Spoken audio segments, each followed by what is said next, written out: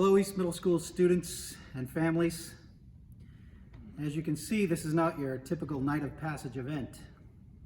But despite not being able to gather as a community, we wanted to recognize our students, as well as their families and our teachers. I would like to thank all of our families for all of their hard work this year. The goal is for the school and the family to be working together and sharing a common understanding that we are, in fact, a community. Together, we are committed to our students' academic and social growth and the principles of mutual respect and trust. Now more than ever, we need to work as a team. Thank you, East families, for partnering with us this school year. I would like to thank our staff for all of their hard work. I'm struck by the dedication of our teachers. While school was in session, I would see our teachers regularly working until late in the day. And now with remote learning, teachers are working from home, juggling their responsibilities as parents with their responsibilities of teaching their students. The development of trusting relationships between students and teachers is paramount and is a crucial factor in our continued success at East Middle School. Students, we are proud of your accomplishments. Academically, athletically, musically, artistically, and socially, you have grown tremendously over these last 3 years and will continue to thrive and accomplish great things. Bear in mind that this is but another step on your journey. And while this is an important step, this is not the end of your journey. There is much work that still needs to be done. We are going to celebrate this important milestone, but also remind you that you have work left to do in high school, in college, and in your chosen careers, and that it's going to take a great deal of effort to be successful in school and in life. Effort, my favorite word. I've reiterated to our students as well as to my own children over and over again that with confidence and effective effort, they can achieve anything. If you are confident that you can do something or learn to do something, and you're willing to put in the effort, you will reap great rewards. We look forward to following your successes in the coming years. We will miss you at East and hope that when things return to some type of normal, that you'll come back and visit. Despite us not being able to gather tonight to honor our 8th graders, we hope that you will join us tomorrow, anytime between 3 and 5 p.m. for our drive-by recognition of our 8th grade students. Until then, be safe, be well, and be kind to one another. Good night. Good evening, Mr. Sheehan, Mr. Curran, parents, teachers, family members, and classmates, and thank you all for watching the 2020 Night of Passage video.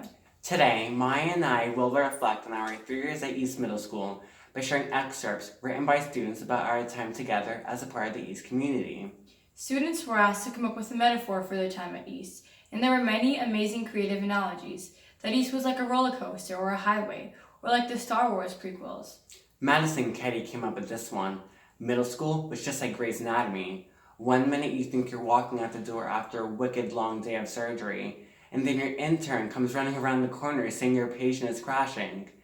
There will be failure, success, and many times where you will have to be resuscitated.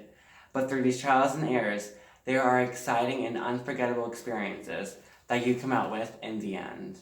When we came into middle school, we certainly weren't doctors. We were scared kids asking ourselves what Euthymia ioria was, whether East was going to be like Diary of a Wimpy Kid. But the friendly teachers were there to comfort us when we cried, or were sympathetic when our phone went off with a duck quack ringtone. Then there are the cockroaches in Mr. Glover's room. Ava believes that she ran out of the room after Mr. Glover put the cockroach next to her, but when she asked him to never do it again, he agreed. Sarah Magzoom wrote, "One day in science we finished early, and Mr. Glover put his cockroach in his mouth.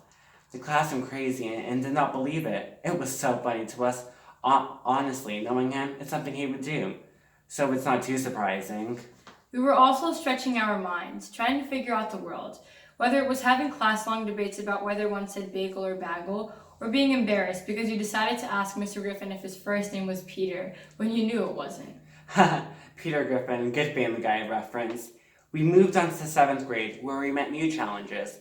According to Sophia Norales, the bubbly personality of Miss Bethka made her day and got her through her school day.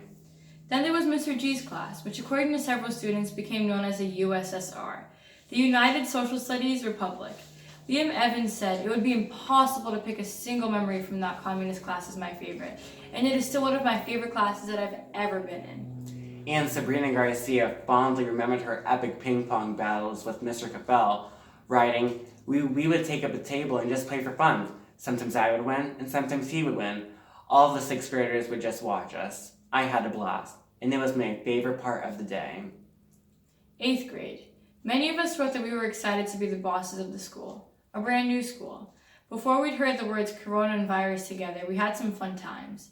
One student's favorite class was our class. As she wrote, "This class gave me the most enjoyable experiences that I've ever had in all my years of coming to school." One particular project that I really liked doing was carving onto printing blocks for the first time, and eventually even printing it onto paper. It felt amazing to accomplish something that I was bad at first. Things were so confusing to us sometimes in 8th grade. Sydney Leckie wrote that he worked hard to get his grade up in French, which was difficult, because how can words have genders? Another student had fond memories of talking to turkeys and chasing Mr. Henderson's car on Braintree after a chance meeting with him. But of course, our 8th grade year has been overshadowed by the virus. Something one student reflected on writing, "Whenever I walked to or from school, there was a construction man by the gate. We'd say greetings and ask how each other's day was. But since quarantine, I haven't seen him, and now I won't see him. But I send my farewell." And Chris Kierstead gave this farewell. "In the end, middle school so turned out pretty good. I just hope I can go back and visit my old but still favorite teachers of East Middle School. I just want to say thank you for making me who I am and helping me get smarter and grow as a person." When we wrote about East, we were asked to give advice to each other for our future. Charlotte Foley wrote, "Enjoy every day, every test, every laugh, every lunch. Soon everything will change. You will go to high school and you will meet new people. Some of your friends will go to different schools and become friends with others. Memories last, but time doesn't. So enjoy it and appreciate the time you're having when you're having it."